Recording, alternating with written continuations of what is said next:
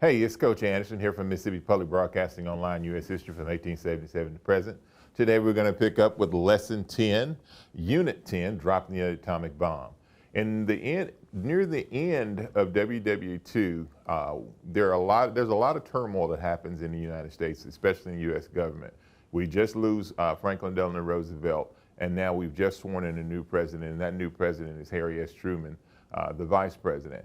And when he steps into that particular role, he has a great deal of pressure that's placed on him very quick. I wouldn't envy his position in any way, shape, form, or fashion. But because of the way that he handles that situation, it makes Truman one of my favorite presidents of the United States of America. What we're going to do is look at dropping the atomic bomb, a decision that Truman had to make to end WW2. And we're going to try to give you some insights and see what actually went into the making of that decision.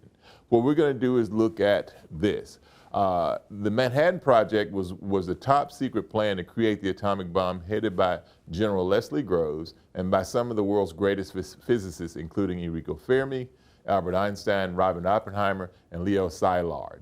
It would become the most devastating weapon ever created and would spark debate over Truman's authorization to use it against Japan.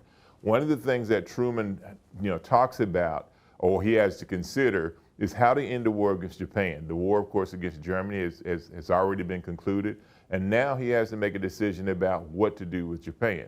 Now, in the minds of many military men at that particular time, the invasion of Japan would cost a tremendous amount of American lives and casualties, and because of that, Truman opts to try out this new experimental weapon, and that experimental weapon, of course, would be called the atomic bomb.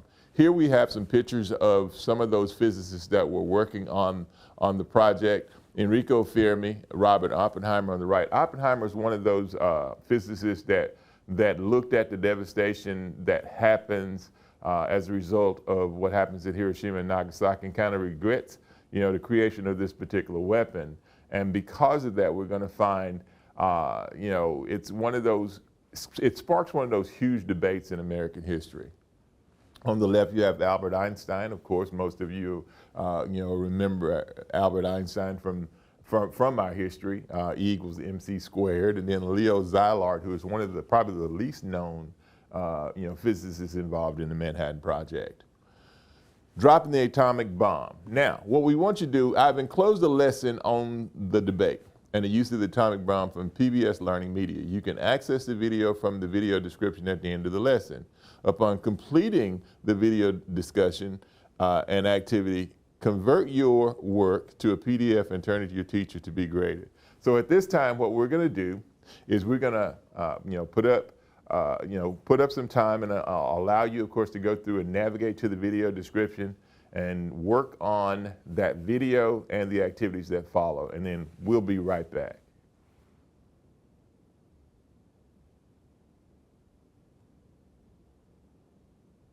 All right.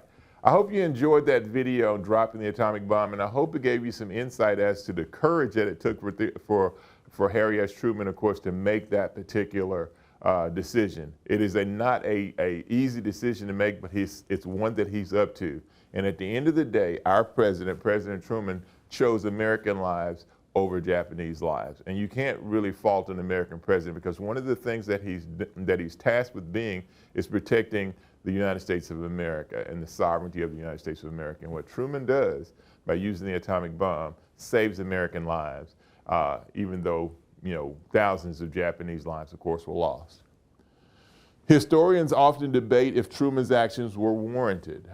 World War II and World War I were both bloody and devastating wars. Truman was only on the job, if you remember, for a few months. And if nothing else, he was decisive. That alone shows his leadership ability, and most probably couldn't have made the decision to drop the bomb that he makes.